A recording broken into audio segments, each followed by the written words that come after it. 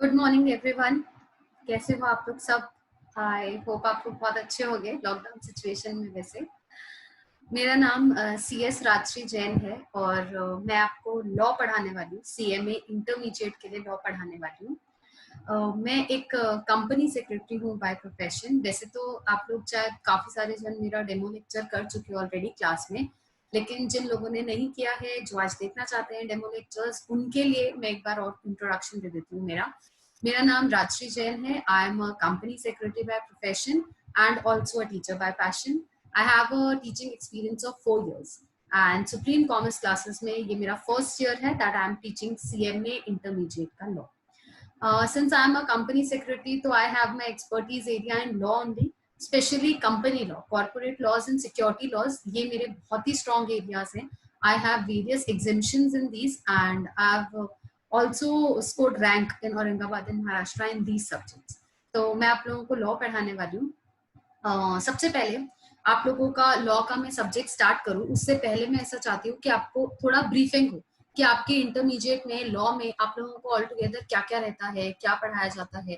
तो उसके लिए हम लोग साइड बाय साइड ये चला के रखेंगे आप लोगों का, ताकि आपको साइड बाय साइड स्क्रीन भी दिखते रहेगी, मैं भी दिखते रहूंगी, बातें भी आती रहेगी कि कैसे क्या हमें आगे पढ़ना।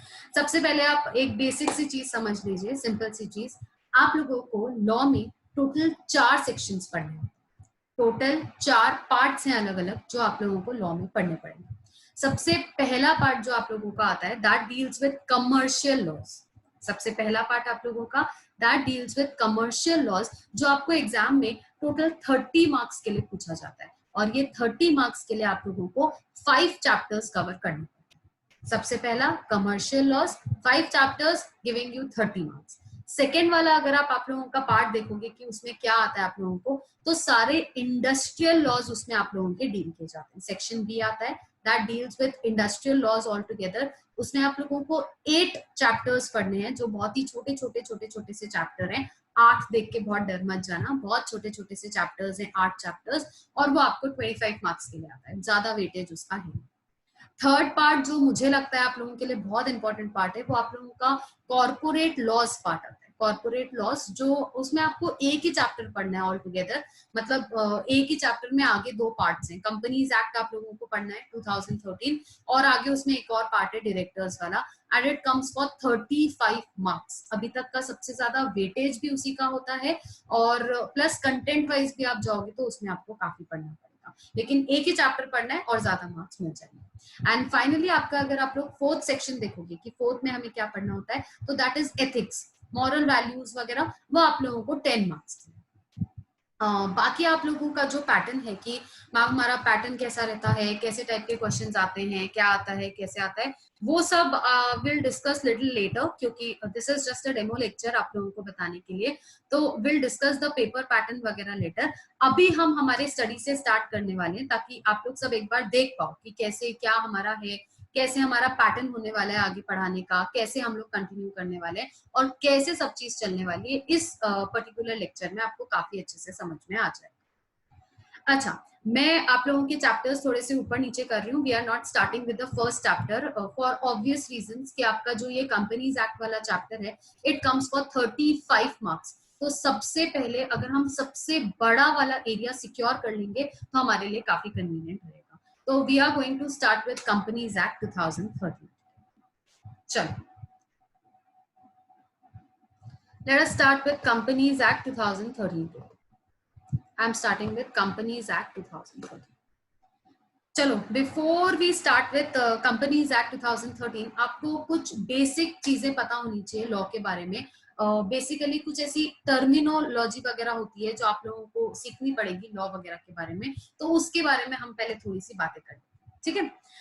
वैसे आई हर्ड दिस वे कि लॉ थोड़ा सा बोरिंग लगता है, लॉ थोड़ा सा बोर लगता है सब लोगों को, but I am going to try my best कि आपको एक्सट्रीम इंटरेस्ट आएगा लॉ वाले सब्जेक्ट में, और हम काफी अच्छा इस सब्जेक्ट को आगे लेकर के साथ में जाएंगे।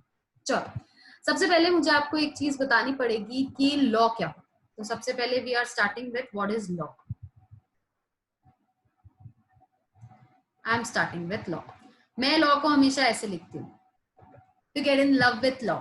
तो let's start with law. Law क्या होता है, हम उस चीज से स्टार्ट करने वाले। चलो देखो, सबसे पहले एक चीज समझो कि लॉ की हमें जरूरत क्यों पड़ती है, या क्या होता है या क्या नहीं। सबसे सबसे बेसिक वाला एग्जांपल लेते हैं। आप लोगों ने गाड़ियां सब लोग चलाते हो, क्लासेस वगैरह आते हो और करते हो, तो आप लोग गाड़ी वगैरह सब लोग हमेशा से चलाते होगे। तो अब जब गाड़ी चलाते हो ना, तो देखना जगह जगह पे आप लोगों को सिग्नल्स पड़ते हैं, बहुत जगहों पे सिग्नल्स आते हैं, वो स्टॉप बोलता है और गो होता है ग्रीन वाला, कहाँ रुकना है कहाँ जाना है बेसिक हमें पता होता है। वैसे हमारा माइंड का सिग्नल कुछ अलग ही चलता है बाय द वे, कि पुलिस वाला खड़ा है तो रुक जाओ, नहीं खड़ा है तो निकल जाओ, लेकिन नहीं तो हमारे पास इसके लॉज बने। ऐसी जरूरत क्यों पड़ी ना, ये चीज को बहुत ज्यादा ध्यान से समझो। पहले हमेशा से हमारे पास ट्रैफिक के रूल्स होंगे या लॉज होंगे, ऐसा कभी भी नहीं हुआ करता। हुआ ऐसा कि धीरे धीरे व्हीकल्स बहुत ज्यादा बढ़ते गए, और इतने सारे लोग जब रोड पे आ गए, तो बहुत जरूरी है कि इन लोगों को प्रोटेक्ट करके चलाया जाए, या फिर एक यूनिफॉर्म या सिंक्रोनाइज्ड वे में चलाया जाए, ताकि प्रॉपर तरीके से बिना एक्सीडेंट्स हुए हम लोग रोड का ट्रांसपोर्टेशन के वे से यूज वगैरह कर पाएंगे। तो बस सेम वैसे ही, जहां इंडियन गवर्नमेंट को ऐसा लगता है कि कोई ऐसी चीज है जो हमारी कंट्री में हमें रेगुलेट करने की जरूरत है, क्या करने की जरूरत है, रेगुलेट करने की जरूरत है, तो हमारी गवर्नमेंट क्या करती है, उसके ऊपर लॉ वगैरह बना देती है। बस सेम वैसे ही जहां नीड फील हुई थी कि हमें कंपनीज के रेगुलेशन के लिए, सारे कंपनीज को रेगुलेट वगैरह करने के लिए एक लॉ बनाने की जरूरत है, वहां पे कंपनीज एक्ट 2013 आया था। सबसे पहले अगर आप इसका ओरिजिनेशन देखेंगे, मैं आपको इसका ओरिजिनेशन बताती हूँ कि लॉ का ओरिजिनेशन वगैरह कहाँ से हुआ है। हम लोग सबसे पहले वो देख लेते हैं कि लॉ का ओरिजिनेशन कहाँ से हुआ। 1850 में 1815 में, अभी मत बोलना हमें क्या करना है, हम हुए नहीं थे उस समय, हम पैदा ही नहीं थे, हम क्या करेंगे। इसका इंपॉर्टेंट इन्फॉर्मेशन है, सुनो। जब कोई भी चीज पढ़ते हैं तो वो चीज कहाँ से आई है, क्यों आई है, वो जानना हमारे लिए बहुत ज्यादा जरूरी। 1850 में सबसे पहला कंपनीज एक्ट बनाया गया। आप लोगों को ऐसा मालूम होगा कि इंडिया हैज अ हिस्ट्री, कि हमारे पास ब्रिटिशर्स ने आके हमको रूल किया था, उन लोगों ने बिजनेस वगैरह करने स्टार्ट किए। जब बिजनेस करना स्टार्ट किया तो उन्होंने कंपनी फॉर्म ऑफ ऑर्गेनाइजेशन वगैरह से भी बिजनेस वगैरह करने स्टार्ट किए। तो जब इतनी चीजें ऑल टुगेदर उन लोगों की स्टार्ट हुई, तो 1850 में सबसे पहला कंपनीज एक्ट इंट्रोड्यूस करवाया गया था। सबसे पहला कंपनीज एक्ट इंडिया में इंट्रोड्यूस करवाया गया था। I am not talking about the world, क्योंकि वर्ल्ड में इससे पहले आ चुका है।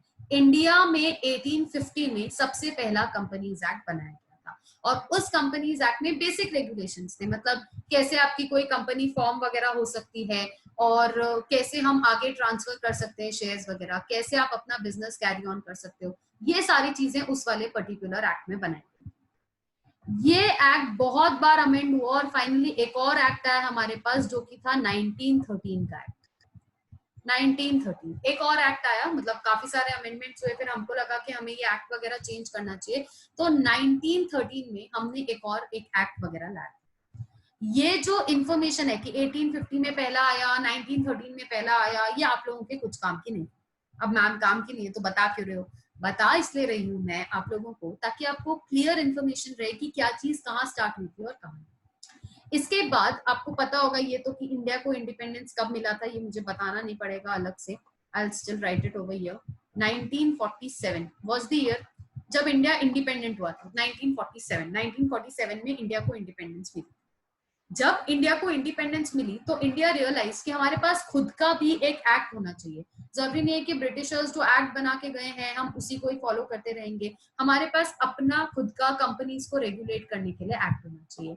तब हम लोगों ने इंडिपेंडेंट इंडिया का सबसे पहला एक्ट बनाया था, which was companies act 1956। Companies act 1956 हम लोगों ने ये एक्ट बनाया था, कंपनीज एक्ट 1956, जो इंडिपेंडेंट इंडिया का सबसे पहला एक्ट कहलाया था 1956। और फिर उसमें काफी सारे चेंजेस हुए, काफी अमेंडमेंट हुए, काफी नीड फील हुई कि हमें उसका बेस चेंज करना पड़ेगा, तो हमने फाइनली एक्ट फॉर्मुलेट किया ऑफ 2013। इसलिए हम लोग आज जो एक्ट पढ़ रहे हैं वो कहाँ से आया है ये आपको पता होगा। ये मैंने इतनी कहानी क्यों लिखी है, आपको सिर्फ इसके साथ कनेक्ट करने के लिए, सिर्फ इतना कनेक्टिंग करने के लिए मैंने इतनी कहानी लिखी है कि 1850 में जहां पहला एक्ट आया था इंडिया में, फिर 1913 में मेजर अमेंडमेंट्स के बाद दोबारा आया, फिर 1947 में हमें इंडिपेंडेंस मिल गई। 1956 वाला एक्ट वाज इंडिपेंडेंट इंडिया का सबसे पहला एक्ट, एंड आज जहां हम लोग आकर के खड़े हैं, दैट इज 2013 का act. This is a brief history कि कंपनीज एक्ट 2013 ऑल टुगेदर कहां से आया. अब मैं आपको इतनी देर से बता रही हूँ कि कंपनीज एक्ट कहाँ से आया है या कंपनीज एक्ट कहाँ है या इतनी सारी चीजें मैं बोल रही हूँ, तो बेसिकली आपको ये भी पता होना चाहिए कि एक्ट क्या होता है, एक्ट कैसे बनता है, या एक्ट कौन बनाता है. अब मेरी आज इच्छा हो रही है, भाई लॉकडाउन में बैठे हैं ऐसे ही बोर हो रहे हैं, चलो मैं एक नया एक्ट बना देती हूँ, तो मैं एक नया एक्ट बना सकती हूँ क्या. जिसको थोड़ा पसंद आ रहा होगा वो बोलेगा बना लो मैम, आपकी इच्छा है, आप बनाओगे तो अच्छा. लेकिन ऐसा नहीं हो सकता कि मैं यहाँ पे बैठे बैठे एक लॉ बना लूँ. लॉ बनाने की रिस्पॉन्सिबिलिटी हम बहुत रिस्पॉन्सिबल पीपल को देते हैं जिनको बहुत नॉलेज है उस चीज के बारे में. हम लोग बेसिकली क्या करते हैं, हमेशा एक कमिटी बनाते हैं, कुछ लोगों की एक कमिटी बनाई जाती है. अच्छा, इसमें अब लोग कैसे वाले होते हैं, अपने और तुम्हारे जैसे होते हैं क्या, मैं हूं तुम हो, अपन लोग होते हैं क्या इसमें. हम तो नहीं है, आपका हमको नहीं पता, आप रहे भी तो जैसे ही लोग होते हैं. ठीक है, अब इसमें कौन लोग होते हैं समझो. हमारे यहाँ पे बहुत बड़ी बड़ी कंपनीज हैं, बड़े बड़े इंडस्ट्रीज हैं, उनके बोर्ड ऑफ डायरेक्टर्स वगैरह हैं, जो लोगों को काफी एक्सपीरियंस है बिजनेस करने का, काम करने का, कंपनी लॉ कैसा होना चाहिए, कैसा नहीं होना चाहिए. तो गवर्नमेंट ने उन सारे लोगों को लेकर के एक टीम बनाया. उस टीम को हम लोग बोलते हैं कमिटीज. अलग अलग तरह की कमिटीज होती है. ये कमिटीज आपस में डिस्कशंस करती है, ये इससे बात करेगा, ये इससे करेगा, ये इससे, सब आपस में कर सकते हैं, ऐसा कुछ रूल नहीं है ये इससे ही बात करेगा वो उससे. सब आपस में काफी सारे डिस्कशंस करते हैं, देखते हैं, करते हैं, और फाइनली ये लोग क्या प्रिपेयर करते हैं, एक बिल प्रिपेयर करते हैं. ये लोग एक्ट नहीं बनाते. ये लोग बेसिकली अभी क्या बना रहे हैं, एक बिल बना रहे हैं. बिल मतलब, बिल मैम को पे करते हैं ना, नहीं, बिल मतलब क्या होता है, एक ड्राफ्ट होता है एक्ट का, कि अभी तक हमने मतलब एक्ट फॉर्मुलेट नहीं किया क्योंकि उसकी पावर इनको भी नहीं है. देखो, इनको भी उसकी पावर नहीं है. ये सिर्फ एक बिल बनाते हैं कि भैया ऐसा ऐसा एक्ट होना चाहिए, उसमें ये सारी चीजें लिखी हुई होनी चाहिए, ऐसा होना चाहिए, ये होना चाहिए, वो होना चाहिए. ऐसा करके ये लोग क्या करते हैं, बिल बना देते हैं. बिल बना करके इनका काम वहां पे एक बार के लिए स्टॉप हो जाता है. ये बिल को हम लोग भेज देते हैं बोथ हाउसेज ऑफ पार्लियामेंट में. ये एक हाउस ऑफ पार्लियामेंट, ये दूसरा हाउस ऑफ पार्लियामेंट. दो हाउसेज ऑफ पार्लियामेंट, यानी एक हो गया लोकसभा और एक हो गया राज्यसभा. ये बेसिक सिविक्स मुझे आप लोगों को सिखाने की जरूरत नहीं है, मैं सिर्फ आप लोगों को लिख रही हूँ. हम लोग बोथ हाउसेज ऑफ पार्लियामेंट में इसको प्रेजेंट कर देते हैं. मतलब हम लोग कहाँ कहाँ प्रेजेंट करते हैं देखना, एक हम लोग प्रेजेंट करते हैं इसको लोकसभा में, और फिर ये जाता है राज्यसभा में. जैसे ये बिल लोकसभा में प्रेजेंट होता है, ये लोग डिस्कस करते हैं क्या चेंज होना चाहिए, क्या नहीं होना चाहिए, अपने चेंजेस इनको बताते हैं, फिर ये चेंजेस करते हैं, अपने चेंजेस इनको बताते हैं, फिर ये चेंजेस करके इनको बनाते हैं, फिर ये चेंजेस करके इनको बनाते हैं, और ये आपस में खेलते रहते हैं. इनका अपना चालू रहता है, खिलना खिलना खिलना. जब फाइनली ये लोग एक कंक्लूजन पे आ जाते हैं कि हाँ ये बिल ऐसा ही होना चाहिए, ऐसे ही प्रेजेंट होना चाहिए, तो फाइनली इस बिल को फाइनल करके भेज दिया जाता है इंडिया के प्रेसिडेंट के पास में. किसके पास भेज देते हैं, इंडिया के प्रेसिडेंट के पास में.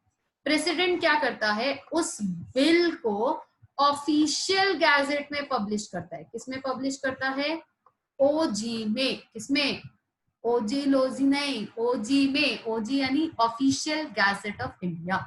ऑफिशियल गैजेट ऑफ इंडिया एक गवर्नमेंट का ऑफिशियल पेपर है. उसपे जब भी कोई भी चीजें प्रिंट वगैरह हो जाती है तो हम उसको मान्यता मिल जाती है बेसिकली. तो उसपे उसको प्रिंट करवा के नीचे अपना जो भी सिग्नेचर होगा, आई डोंट नो उनका कैसा सिग्नेचर है, उसको सिग्नेचर कर देते हैं. जिस दिन, अगेन बहुत ध्यान से सुनना, जिस दिन प्रेसिडेंट अपना सिग्नेचर दे देता है इस बिल के ऊपर, उस दिन ये बिल एक एक्ट बन जाता है. क्या बन जाता है, उस दिन ये बिल से बन जाता है एक्ट.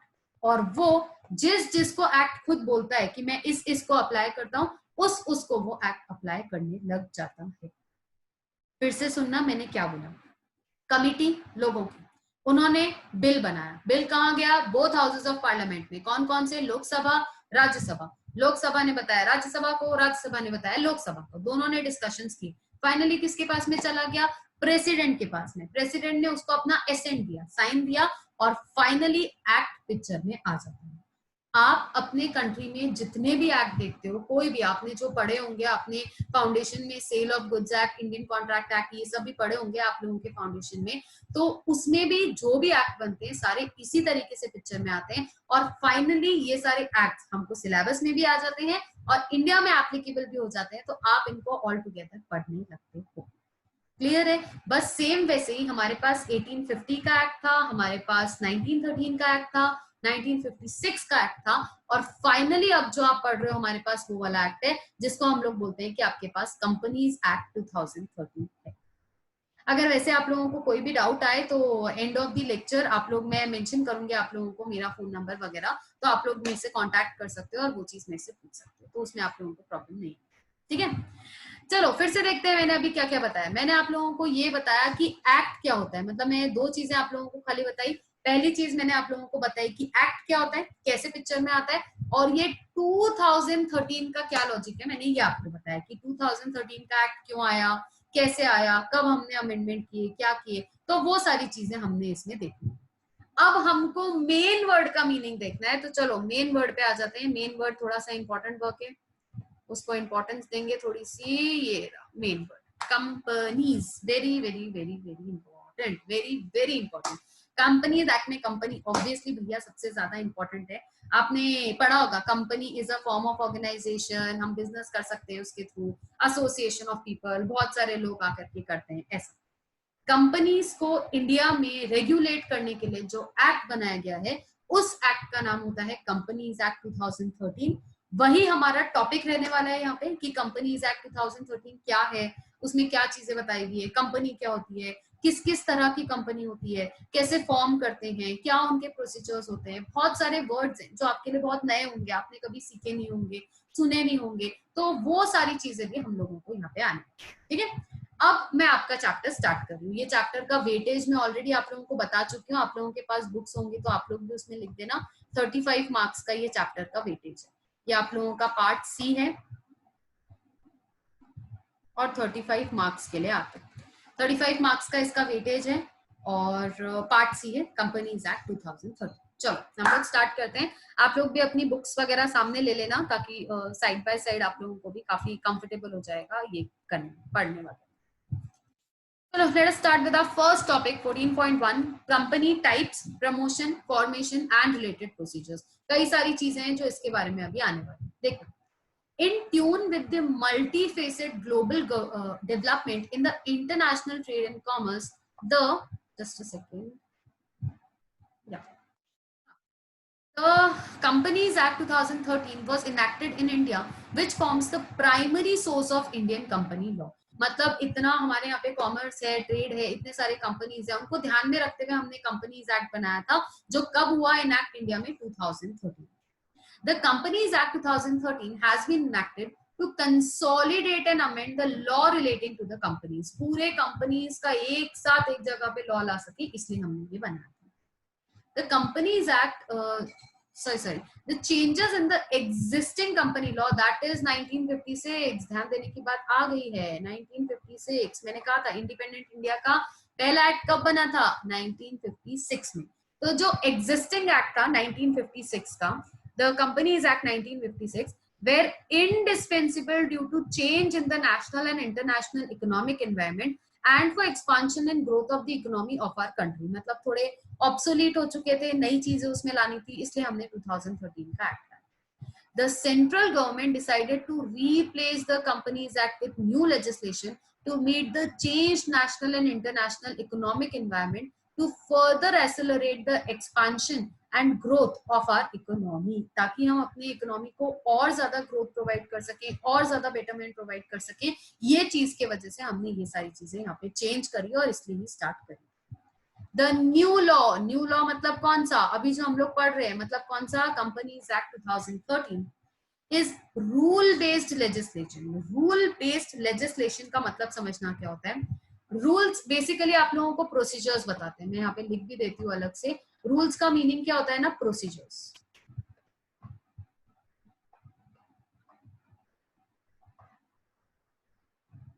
पहले I am typing with a cursor, तो मुझे थोड़ा सा प्रॉब्लम हो रहा है यहाँ वहां। मैं एक दो बार बोल देती हूँ ताकि आप लोग पेन से ध्यान से लिख पाओ। प्रोसीजर मतलब रूल बेस्ड, यानी हर चीज के प्रोसीजर आपको बनाए जाएंगे। इसमें क्या है ये चीज ध्यान से देखना, बहुत बहुत बहुत ध्यान से देखना। It has 470 sections and 7 schedules। very very important, mark कर। 470 sections and 7 schedules, mark कर लो। देखना क्या है, 470 सेक्शंस आने वाले हैं। अब सेक्शंस का मतलब समझना क्या होता है। अभी देखो, जैसे है ना, आप लोगों को अभी इंटरमीडिएट में 8 सब्जेक्ट्स हैं, जहां तक मेरा आइडिया 8 सब्जेक्ट्स है। तो आप लोग क्या करते हो, जब नोटबुक्स बनाते हो तो अलग अलग नोटबुक बनाते हो एक एक सब्जेक्ट की। If I am not wrong, ऐसे ही बनाते होगे। अगर आप वो कि एक ही रफ बुक में हम सारे करते हैं तो वो अलग बात है, नहीं तो आप अलग अलग नोटबुक अलग अलग सब्जेक्ट के लिए मेंटेन करते हो। जब आप एक तरह का टॉपिक या एक तरह का सब्जेक्ट एक ही नोटबुक में लिखते हो ना, तो उससे क्या होता है, ज्यादा क्लैरिटी आती है कि मुझे अगर वो सब्जेक्ट पढ़ना है तो मैं सिर्फ वो वाली बुक रेफर करूँ। बस सेम वैसे ही इस एक्ट में बहुत सारी चीजें कवर्ड है और हर टॉपिक को एक सेपरेट सेक्शन में बांट दिया गया है, क्योंकि अगर आपको उस टॉपिक के बारे में जानना है तो आप उस पर्टिकुलर सेक्शन में जाकर के देख सकते हो। जैसे फॉर एग्जांपल मुझे ये देखना है कि भाई कितने तरह की कंपनीज हो सकती है, टाइप ऑफ कंपनी कितनी हो सकती है, तो सेक्शन 3 कंपनीज एक्ट का सेक्शन 3 हमें बताता है कि आपके पास 3 टाइप की कंपनीज हो सकती है, 3 अलग अलग तरह की कंपनीज हो सकती है। बस सेम वैसे ही अलग अलग तरह के सेक्शंस है हमारे पास जो अलग अलग चीजों से डील करते हैं। एंड 7 शेड्यूल्स दिया हुआ है। शेड्यूल्स आर एक्चुअली लिस्ट, एक तरह की लिस्ट होती है जिनमें काफी सारी चीजें हमें मेंशन होती है। जहां जहां शेड्यूल आएंगे हम वहां पे देखेंगे, वहां हमें ज्यादा क्लैरिटी आएगी। The entire act has been divided into 29 chapters. अच्छा, ये 29 चैप्टर्स आपके बुक के चैप्टर्स की तरह नहीं है। ये 29 चैप्टर्स सारी चीजें जो एक तरह से डील करते हैं, सारे सेक्शंस जो एक तरह के टॉपिक के साथ डील करते हैं, उनको एक चैप्टर में क्लब किया जाता है। जैसे फॉर एग्जांपल ऑडिटर्स के रिलेटेड प्रोविजन एक चैप्टर में, कंपनी फॉर्मेशन से रिलेटेड प्रोसीजर्स एक चैप्टर में, ऐसा। तो अलग अलग 29 चैप्टर्स हैं।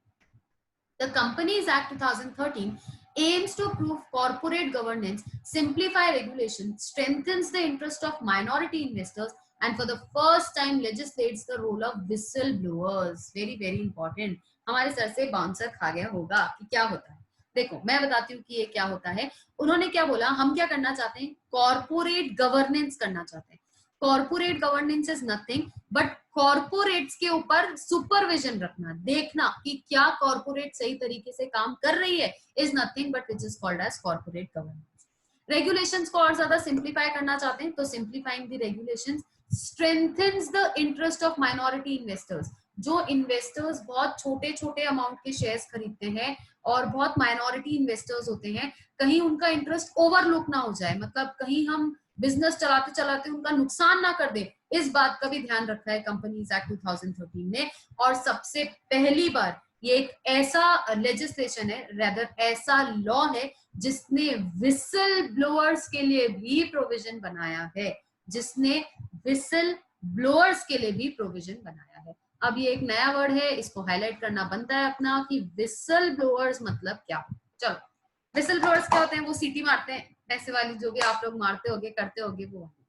विसल ब्लोअर्स क्या होते हैं समझना। विसल ब्लोअर अगर एकदम आसान भाषा में समझना है ना, तो उसका मीनिंग होता है भांडा फोड़ना। उसका मीनिंग क्या होता है, भांडा फोड़ना, किसी का भांडा फोड़ देने को हम बोलते हैं विसल ब्लोअर। समझो अपनी एक कंपनी, ठीक है, नहीं तो इजी एग्जांपल लेते हैं जिससे आप लोग रिलेट कर पाओगे। अपनी क्लासेस, ठीक है, अपने क्लासेस में मैं आप लोगों को लॉ पढ़ा, तो मैं क्या कर रही हूँ, मैं रोज आ रही हूँ और कुछ तो मैं टाइम पास कर रही हूँ, पढ़ा मैं रही नहीं हूँ, कुछ भी ऐसा टाइम पास करवा रही हूँ और मैं चले जाती हूँ। अब आपको ये चीज समझ में आ रही है कि हमारे एग्जाम्स आने वाले हैं, मैम हमें नहीं पढ़ा रही है, तो आप क्या करोगे, जाके मेरी कंप्लेन करोगे सर से कि सर मैम ये चीज हमें नहीं पढ़ा रही है और मैम हमारा टाइम वेस्ट कर रही है। इसको अपन क्या बोलते हैं, किसी का भांडा फोड़ देना, विसल ब्लो कर देना। बस सेम वैसे ही अगर कंपनी में कहीं पे भी फ्रॉड हो रहा है, कहीं भी कुछ भी गलती हो रही है और किसी को उसके बारे में पता चल जाता है, किसी एम्प्लॉय को, किसी डायरेक्टर को, किसी को भी, तो वो सीधा चेयरमैन के पास जाकर के उस चीज की रिपोर्टिंग कर सकता है और इसको हम लोग विसल ब्लोअर बोलते हैं। और सबसे बोनस वाली बात, उस विसल ब्लोअर का नाम कभी सामने आने वाला नहीं है, कभी भी उस विसल ब्लोअर का नाम सामने नहीं लिया जाएगा, तो बेटर प्रोटेक्शन भी दी जाएगी whistle blowers. Thus the enactment is making our corporate regulations more contemporary, मतलब और ज्यादा अच्छा और ज्यादा इजी रहेगा समझने को चलने को, वैसा टाइप का हमारा नया वाला एक्ट बनाया गया। चलो देखना एक बार इंट्रोडक्शन सब लोग ध्यान से। अगर आप लोगों को कुछ नहीं समझ में आता है, कुछ होता है, तो आप लोग प्लीज मुझे पिंग करना, तो मैं आप लोगों को दोबारा से वो चीज समझाऊँ। चलिए थोड़ा सा आगे जाते हैं, meaning and definitions of a company. अच्छा, एक चीज मैंने ऐसे हमेशा से देखी है कि लोग मतलब कई बार मुझे ऐसा पूछते भी थे कि मैम मीनिंग में और डेफिनेशन में डिफरेंस क्या होता है? दोनों एक ही तो चीजें, मीनिंग एंड डेफिनेशन एक साथ ही दिया होता है, एक ही तो मीनिंग है। हल्का सा डिफरेंस होता है दोनों के बीच में, मैं आपको बताती हूँ क्या डिफरेंस होता है, वो ध्यान से समझना कि क्या। मीनिंग होता है कि आपने क्या मतलब डिराइव किया है किसी चीज में से, वेयर एज डेफिनेशन किसी राइटर ने या किसी एक्ट ने या किसी सेक्शन ने एज इट इज डिफाइन किया होगा। डिफाइन करने का मतलब होता है जैसा किसी राइटर ने लिखा है हमने एज इट इज उसको अडॉप्ट करके लिख दिया, इसको हम लोग बोलते हैं डेफिनेशन। हाउएवर मीनिंग मतलब क्या होता है, आप उसमें से क्या समझ के निकालते हो उस चीज को हम लोग क्या बोलते हैं, मीनिंग। ठीक है, तो सबसे पहली सबसे इंपॉर्टेंट चीज ये आप लोग हाईलाइट कर लो, सबसे पहले बहुत ज्यादा इंपॉर्टेंट है ये वाला। The word company is derive from the Latin word. कहां से डिराइव किया गया है? लैटिन वर्ड में से हमने कंपनी वर्ड को डिराइव किया है, जिसका मीनिंग क्या है? कम इट मीन्स विथ और together means panis is equal to bread. मतलब कैम और पेनिस दो वर्ड्स को मिक्स करके हमने कंपनी बनाया था। ये क्यों बनाया था ना, पहले के जमाने में क्या होता था, लोग खाने पे मिलते थे, फीस्ट वगैरह पे मिलते थे और उसी में बिजनेस की चर्चा कर लेते थे कि क्या बिजनेस में आगे करना है, क्या करना है, क्या नहीं।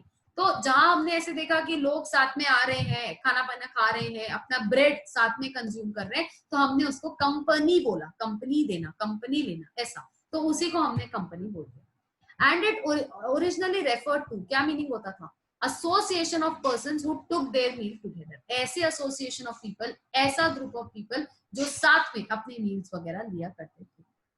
In popular parlance, a company denotes an association of like-minded people formed for the purpose of carrying on some business or undertaking. किसी पर्टिकुलर तरह का बिजनेस वगैरह करने के लिए मतलब स्टार्ट किया गया बिजनेस वगैरह को हम लोग कंपनी बोलते हैं। A company is a corporate body and a legal person having status and personality distinct and separate from the members constituting it. वापस से पढ़ो क्या दिया हुआ है, company is a body corporate and a legal person having a status and personality. ऐसा status है, ऐसा पर्सनालिटी है जो अलग है मेंबर्स से। क्या इसका मीनिंग ये हो रहा है कि मेंबर्स अलग और कंपनी अलग? हाँ, बिल्कुल यही मीनिंग हो रहा है कि कंपनी अलग है, कंपनी एक सेपरेट लीगल एंटिटी है, आर्टिफिशियल पर्सन है, और जो लोग हैं शेयर होल्डर्स, जिसने उसमें पैसा डाला है, वो लोग अलग हैं। मेंबर्स सेपरेट है, कंपनी अलग है। इसी फीचर को हम लोग बोलते हैं सेपरेट लीगल एंटिटी। तो उनके पास डिस्टिंक्ट और सेपरेट लीगल एंटिटी होती है। In terms of Companies Act 2013, a company means a company incorporated under this act or any other previous company law. अब यहाँ पे समझना क्या हो रहा है, कंपनीज एक्ट का सेक्शन 2 जो है वो आप लोगों को डेफिनेशंस प्रोवाइड करता है। ये रहा section 2। Section 2 deals with definitions कि इस एक्ट में जो अलग अलग वर्ड्स यूज हुए हैं आपको उसके मीनिंग पता चल जाए, इसलिए ये वाला होता है। तो सेक्शन 2 सब सेक्शन 20 कंपनी को डिफाइन करता है। तो ये कैसे डिफाइन करता है? हर वो कंपनी जो इस एक्ट के अंदर फॉर्म हुई है, इस एक्ट के अंदर रजिस्टर हुई है, उसको हम लोग क्या बोलते हैं? कंपनी मानते हैं। आगे आ जाओ थोड़ा सा, ये इतना इंपॉर्टेंट नहीं है, थोड़ा मीनिंग वगैरह आप समझ लो, बस उतना इंपॉर्टेंट है। बाकी lord justice Lindley has defined a company as. अब एक चीज समझना, यहाँ पे उन्होंने क्या वर्ड यूज किया है? Defined a company as. हाँ, उन्होंने क्या यूज किया है? Defined a company as. तो ये डेफिनेशन है। क्यों डेफिनेशन है? देखो, पर्टिकुलर पर्सन है जिसने बोला है, पर्टिकुलर पर्सन का नाम दिख रहा है, पर्टिकुलर पर्सन है जिसने बोला है। तो जब कोई पर्टिकुलर पर्सन कोई स्टेटमेंट देता है तो उसे हम लोग डेफिनेशन बोलते हैं। उसने कैसे डिफाइन किया, चलो देखते हैं। उसने भी अपना कुछ डेफिनेशन वगैरह दिया हुआ है, तो देखते हैं उसने क्या क्या दिया हुआ। देखना, as an association of many persons who contribute money or money's worth to a common stock and employ it in some trade or business and whose share of the profit and loss arising therefrom. The common stock so contributed is denoted in money and is the capital of the company. Simple सा इसका meaning समझो। अगर आप normal कोई भी ऐसा association वगैरह बनाते हो, जैसे ये देखो, अगर मैं कोई भी ऐसे एसोसिएशन फॉर्म कर रही हूँ, ये समझो मेरी कंपनी, इसमें हम लोग 2-3 लोग पार्टनर्स हैं, मतलब ये एक, ये दो, मैं समझो 2 ही लोग ले लेती हूँ कि 2 लोगों ने मिल करके बनाया। तो ये 2 लोग एक form of organisation, an association of many person, many यानी एक से है, दो है, दो पर्सन है तो दो पर्सन, वो कॉन्ट्रीब्यूट मनी और मनी इज वर्थ। क्या क्या कॉन्ट्रीब्यूट करते हैं? या तो मैं इस बिजनेस में मेरा पैसा डालूंगी या फिर मैं क्या डालूंगी, मनी इज वर्थ डालूंगी। मनी इज वर्थ डालने का मतलब क्या है? समझो इस इंसान ने सोचा कि इसके पास पैसे नहीं है लेकिन इसके पास कोई मशीनरी है, एक्स वाई जेड कोई भी मशीनरी होगी, इसके पास कोई भी मशीनरी है जो ये केक की तरह लग रहा है, आप लोग स्क्रीन पे देख रहे होगे तो बट अज्यूम कर लो कि ये मशीनरी है। इसने क्या किया है? मशीनरी कंट्रीब्यूट करी है कंपनी के अंदर। तो मैं क्या कर रही हूँ, या तो आप मनी दो या मनी के वर्थ का कोई चीज दो कंपनी के अंदर, and employ in some trade और बिजनेस। साथ में क्या करते हैं, कुछ बिजनेस करते हैं, हम दोनों मिलकर के इस कंपनी के थ्रू क्या कर रहे हैं, कोई बिजनेस वगैरह कैरी ऑन करने की कोशिश कर रहे हैं। हम लोग यहाँ पे बिजनेस कैरी ऑन करने वाले हैं इस चीज के थ्रू। आगे देखना उन्होंने क्या बोला हुआ है, and who share the profit and losses arising from them. मतलब हमने इसमें कैपिटल इन्वेस्ट किया, बिजनेस किया, अब इसमें से जो भी रिटर्न्स आएंगे बदले में हमको वापस से प्रॉफिट्स मिलेंगे सेल वगैरह करके, तो इसमें जो भी रिटर्न्स आएंगे, जो भी पैसा आएगा, उसको एंजॉय भी कौन करेगा? हम दोनों, जिसने इसमें इन्वेस्ट किया था वो दोनों इसमें लेने वाले। आगे देखना, the person who contribute, I am sorry I missed a line, the common stock so contributors is denoted in money and is the capital of the company. ये जो आप पैसा इन्वेस्ट कर रहे हो इसको कंपनी का कैपिटल बोला जाता है। The persons who contribute it or in or form it or whom it belongs to are the members of the proportion of the capital to which each member is entitled in his share। मतलब ये जो आप लोग पूरा पैसा contribute कर रहे हो, जैसे से फॉर एग्जांपल लेते हैं कि इस वाले बंदे ने कोई 100 रुपए कंट्रीब्यूट किए, मैं एक छोटा सा एग्जांपल ले रही हूँ कि इस वाले बंदे ने कोई 100 रुपए कंट्रीब्यूट किए और इसने जो मशीनरी दी समझो वो 200 रुपए, तो हम लोग क्या बोलते हैं, टोटल कैपिटल हमारे बिजनेस के अंदर कितना आ गया, 200 प्लस 100 का 300 रुपए का हमारे बिजनेस के अंदर कैपिटल आ गया। 300 रुपए लेकर के हम लोगों ने स्टार्ट कर दिया बिजनेस वगैरह करना। तो ये जो 300 रुपए हैं इसको हम लोग क्या बोलते हैं, इसको हम लोग बोलते हैं कैपिटल। इसको क्या बोला जाता है, कैपिटल। इस कैपिटल को अगर मैं अलग अलग हिस्से में डिवाइड कर दूं तो उसको हम क्या बोलेंगे, शेयर। तो शेयर का मतलब क्या होता है, एक एक पार्ट पूरे कैपिटल के अंदर, उसको हम लोग क्या बोलते हैं, शेयर बोलते हैं। जैसे समझो आप लोगों ने शेयर्स वगैरह के बारे में वैसे सुना होगा, शेयर का बेसिक डेफिनेशन होता है कि सिंगल यूनिट या single part of entire share capital. तो ये मेरा पूरा शेयर कैपिटल है, इसको मैंने डिवाइड कर दिया अलग अलग, मैंने दो दो शेयर्स में, तीन तीन शेयर्स में, जैसे भी मैं डिफाइन करना चाहूँ मैंने कर दिया। तो इन सारों को हम क्या बोलते हैं, शेयर्स वगैरह बोला जाता है। The shares are always transferable although the right to transfer them may be restricted। Again very important line, underline करने जैसी लाइन है ये वाली बिल्कुल। The shares are always transferable although the right to transfer them may be restricted। मतलब हमेशा जो ये शेयर्स होते हैं वो ट्रांसफरेबल होते हैं। आप क्या कर सकते हो, एक पर्सन से दूसरे पर्सन के पास में इसको ट्रांसफर कर सकते हो, लेकिन कभी कभी ट्रांसफर करने का राइट रेस्ट्रिक्टेड हो सकता है। इसका मतलब समझो क्या होता है, ये जो पर्सन है, ये वाले पर्सन ने, ये वाला जो ये पर्सन है, ये वाला ए नाम दे देती हूँ मैं इसको, और इसको बी नाम दे देती हूँ।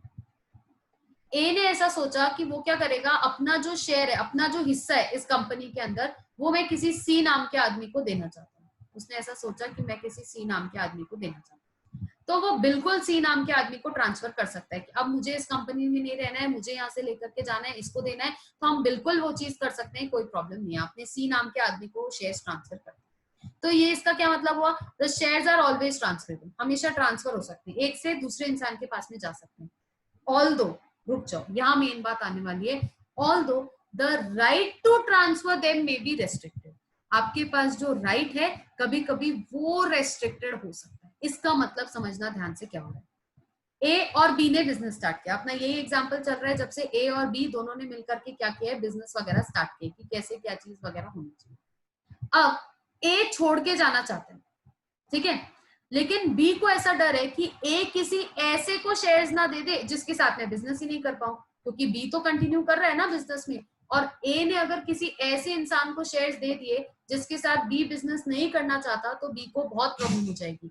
तो बी क्या बोल सकता है, आप किसी और को शेयर्स नहीं दे सकते, मैं आपको क्या कर रहा हूँ, रेस्ट्रिक्ट कर रहा हूँ, आप किसी और को शेयर्स दे ही नहीं सकते हो, हमने आपको रेस्ट्रिक्ट कर दिया।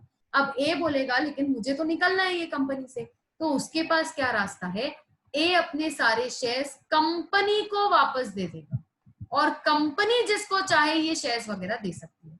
जब ए अपने सारे शेयर्स कंपनी को वापस दे देगा तो यहाँ बी की इच्छा है, बी जिसको चाहे अपने कंपनी में पार्टनर बनाना, जो उसको लगता है कि मेरे कंपनी में पार्टनर बन सकता है, बी उसको अपना पार्टनर अपने साथ में बना सकता है। तो ये रीजन की वजह से इन्होंने ये लाइन यूज करी है कि जो शेयर्स वगैरह होते हैं हमेशा ट्रांसफरेबल तो रहते हैं, लेकिन कभी कभी उनको ट्रांसफर करने का राइट थोड़ा सा रेस्ट्रिक्टेड हो सकता है। रेस्ट्रिक्टेड यानी मना नहीं कर रहे हैं कि ट्रांसफर मत करो, लेकिन किसको ट्रांसफर करो, कंपनी को ही वापस दे दो, क्योंकि हम अगर इस चीज को रखेंगे तो हम ज्यादा अच्छी तरीके से मैनेज कर पाएंगे।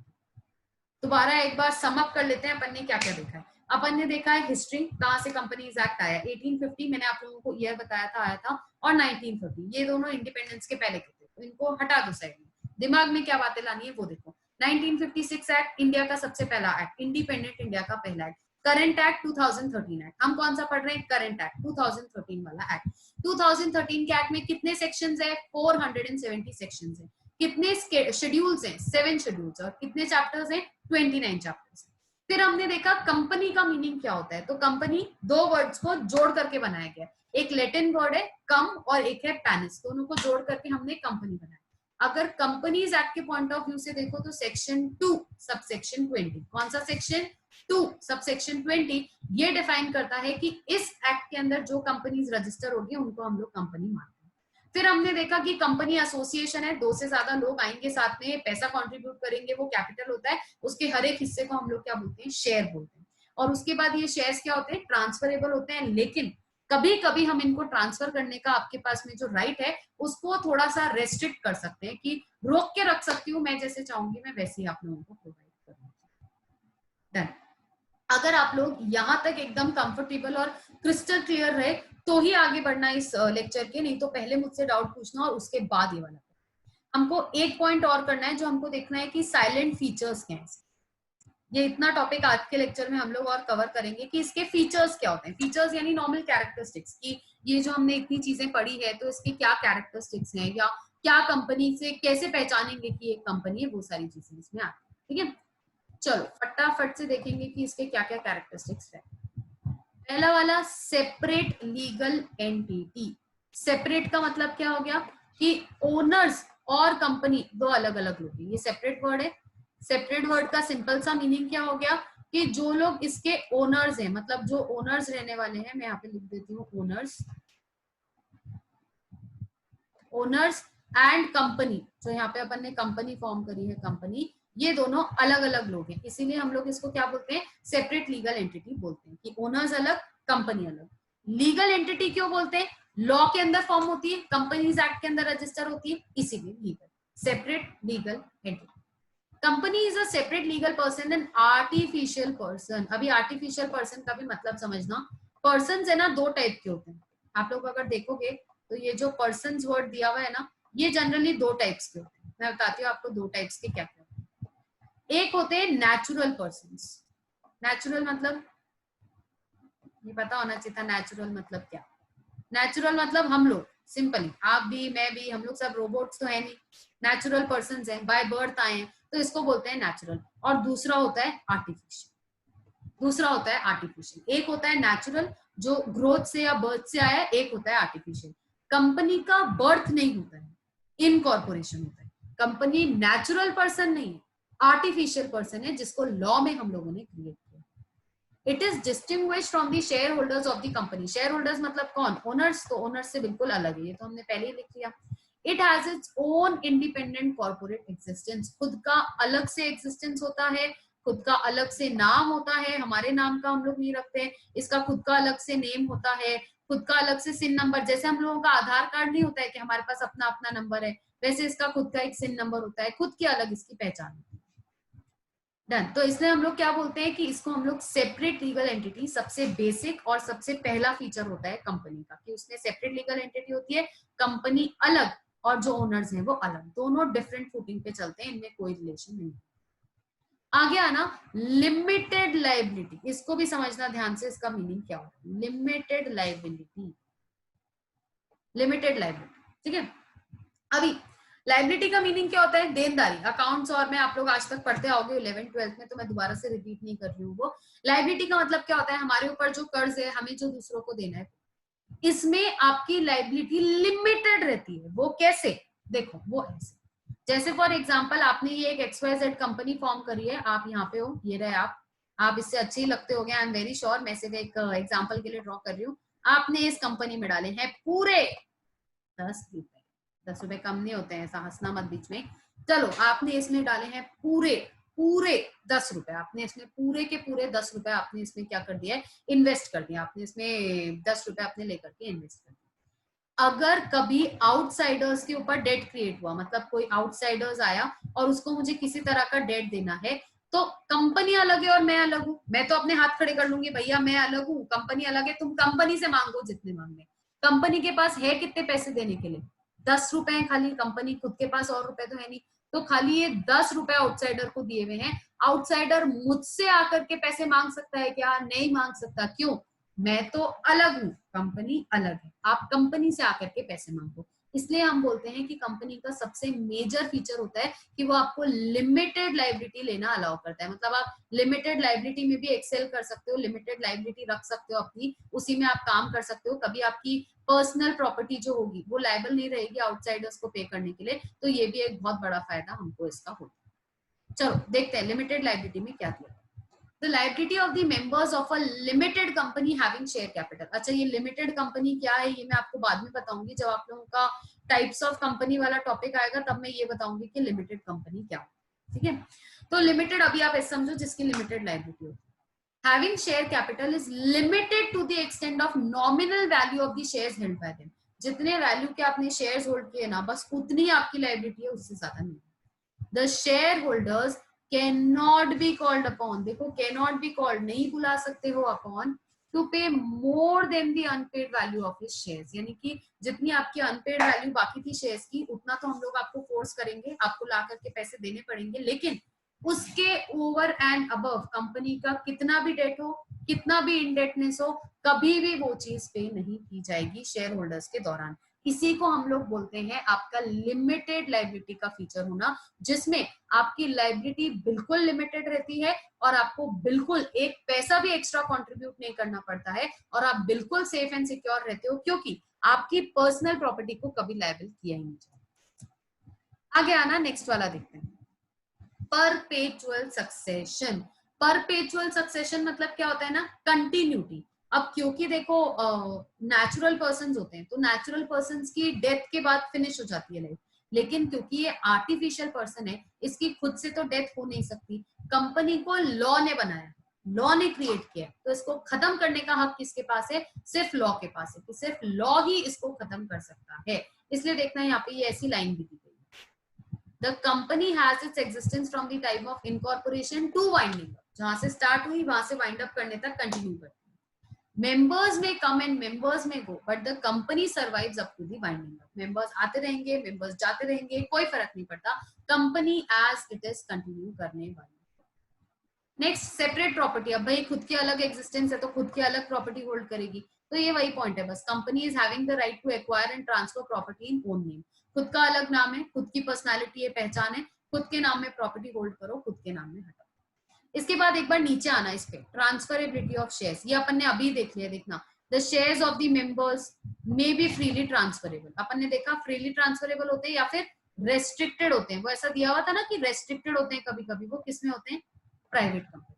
प्राइवेट कंपनी में शेयर्स ट्रांसफर करना थोड़ा सा रेस्ट्रिक्टेड होता है, आप लोग शेयर्स वगैरह आसानी से ट्रांसफर नहीं कर सकते। अगर आप करना चाहते हो ट्रांसफर, कंपनी को वापस दे दो, कंपनी जिसको चाहेगी इशू करेगी, इसलिए प्राइवेट कंपनी को छोड़ दिया जाए तो बाकी फ्रीली ट्रांसफरेबल होती है।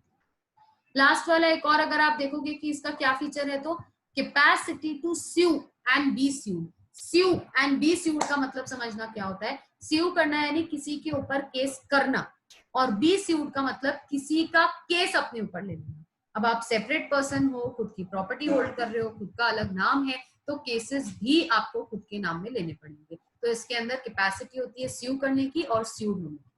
Being a separate legal entity, the company is having the capacity to sue others and it can be sued by others। खुद भी sue हो सकती है और दूसरों को भी ये sue वगैरह कर सकती है, इसमें कोई प्रॉब्लम नहीं। लास्ट वाले पे आते हैं, यहाँ पे कॉमन सील, ये मैं लास्ट में इसलिए पढ़ा रही हूँ क्योंकि ये थोड़ा सा आउटडेटेड कॉन्सेप्ट है। मतलब अगर आप अब देखोगे, अब वाली मॉड्यूल्स वगैरह के हिसाब से देखोगे, तो ये वाला आप लोगों को इतना टॉपिक कहीं पे दिखेगा नहीं, क्योंकि ये बहुत ज्यादा आउटडेटेड है। लेकिन खैर आप लोगों के इसमें अभी भी चल रहा है, इसलिए मैं एक बार आप लोगों को पढ़ा देती हूँ, ठीक है। Common seal is used by the company for affixing in the document such as contract. Since it is artificial person, it cannot sign its own document. अब आप लोग होते हो तो अपन अपना कोई फॉर्म होता है तो साइन कर देते हैं, पेन लिया और साइन कर दिया। कंपनी तो आर्टिफिशियल पर्सन है, वो साइन नहीं कर सकती, तो कंपनी क्या करती है, स्टैम्प करती है। इस स्टैम्प को हम लोग क्या बोलते हैं, कॉमन सील बोलते हैं। आगे का देखना क्या दिया हुआ है। Now the use of common seal has been made optional, निकल गया है कंपनीज एक्ट से, ऑप्शनल है, यूज करना है तो करो। Companies Act 2013 requires common seal to be affixed on certain documents such as bills of exchange, share certificates, etc. कुछ ऐसे डॉक्यूमेंट है जिनपे अटैच करना पड़ता है, पर वो भी अब ऑप्शनल है, आप साइन कर दोगे तो भी काम चलेगा। All such documents which require affixing the common seal may now instead be signed by 2 directors और 1 director and a company secretary of the company। मतलब क्योंकि अब हमने कॉमन सील को क्या करा है, आप लोगों के लिए कंपलसरी नहीं रखा है, यूज करना है तो करो, तो हम क्या कर सकते हैं, कॉमन सील मत लगाओ, कोई जरूरत नहीं लगाने की, आप खाली क्या करो, उसको साइन कर दो। कौन कौन साइन करेगा, 2 डायरेक्टर साइन करेंगे और एक कंपनी सेक्रेटरी भी उसको साइन करेगा। जो सीएस होगा वो भी उसको साइन कर सकता है 2 डायरेक्टर्स के साथ। फिर से क्विक रिवीजन, अपन ने क्या क्या देखा कैरेक्टरिस्टिक्स में, फटाफट देख लेते हैं। सबसे पहले अपन ने देखा सेपरेट लीगल एंटिटी होगी उसकी, मतलब ओनर्स और कंपनी 2 अलग अलग लोग। दूसरा लिमिटेड लायबिलिटी, शेयर होल्डर्स की या ओनर्स की पर्सनल प्रॉपर्टी को आप कभी भी लायबल नहीं कर सकते पैसा आउटसाइडर्स का पे करने के लिए। तीसरा परपेचुअल सक्सेशन, मेंबर्स आए मेंबर्स जाए कंपनी को कोई फर्क नहीं पड़ता, कंपनी अपना कंटिन्यू चलते रहेगी। चौथा सेपरेट प्रॉपर्टी, सेपरेट प्रॉपर्टी यानी ये अपने खुद के नाम में खुद की प्रॉपर्टीज होल्ड करके रख सकती है। पांचवा कॉमन सील, मतलब कंपनी साइन नहीं कर सकती तो अपना कॉमन सील अटैच कर दे। नेक्स्ट वाला, सिक्स्थ वाला, ट्रांसफरेबिलिटी ऑफ शेयर्स, बिल्कुल फ्रीली ट्रांसफर कर सकते हो except in private company, private में नहीं कर सकते, बाकी सब कर सकते हो। And finally capacity to sue and be sued, ये किसी को स्यू भी कर सकती है और किसी के थ्रू स्यूड वगैरह भी हो सकती है। क्या देखा है एक बार देख लेना वापस से। अपन ने फीचर्स देखे हैं आज खाली कंपनी के, और उसका मीनिंग क्या होता है वो देखा है, थोड़ा सा डेफिनेशन वगैरह देखा है, और थोड़ा इंट्रोडक्शन वाला पार्ट देखा है, और ये कहाँ से आया है, हिस्ट्री वगैरह वो मैंने आप लोगों को स्टार्टिंग में बताया था। तो इतना पोर्शन आज हम लोगों ने कंप्लीट किया है। आप एक बार इसको वापस से रीड करो, रीड करने से आपको भी एक बार थोड़ा आएगा कि, और अगर कुछ डाउट्स हैं कुछ और हैं तो आप लोग बिल्कुल वो मुझसे पूछ सकते हो, कोई प्रॉब्लम नहीं है। वैसे तो आप लोगों को अगर कोई भी डाउट्स वगैरह आ रहे हैं और आपने अगर सर को बता दिए तो सर आप मुझ तक पहुंचा देंगे। मोर ओवर सर आपसे मेरा नंबर भी शेयर कर लेंगे, तो अगर आप लोगों को कोई डाउट है तो आप मुझे डायरेक्टली भी सेंड कर सकते हो, व्हाट्सएप वगैरह भी कर सकते हो, और उस पर हम लोग आपके डाउट्स वगैरह सॉर्ट आउट कर सकते हैं। ठीक है, अगर आप लोगों को कुछ नहीं समझा होगा तो आप बिल्कुल फ्री टू आस्क हो, कोई भी चीज आप मुझसे पूछो, कोई प्रॉब्लम नहीं है, 4 बार भी पूछोगे तब भी कोई प्रॉब्लम नहीं है, आराम से पूछ सकते हो, कोई इश्यूज नहीं है। ये इतना आज हमने आपका टॉपिक खत्म किया है, और कल हम लोग इसके आगे का स्टार्ट करेंगे। कल बहुत बहुत इंटरेस्टिंग टॉपिक है, बहुत ज्यादा इंटरेस्टिंग टॉपिक है, नया टॉपिक है आप लोगों का, आएगा लिफ्टिंग ऑफ कॉर्पोरेट वील। ये लिफ्टिंग ऑफ कॉर्पोरेट वील, ये बहुत नया टॉपिक है, बहुत ही इंटरेस्टिंग टॉपिक है ये हम लोग कल करने वाले हैं। ये थोड़ा सा डिटेल्ड टॉपिक है और आज का लेक्चर अपना हो गया है, तो ये हम लोग कल स्टार्ट करते हैं। आज बस इतना ही है। Thank you so much, thank you.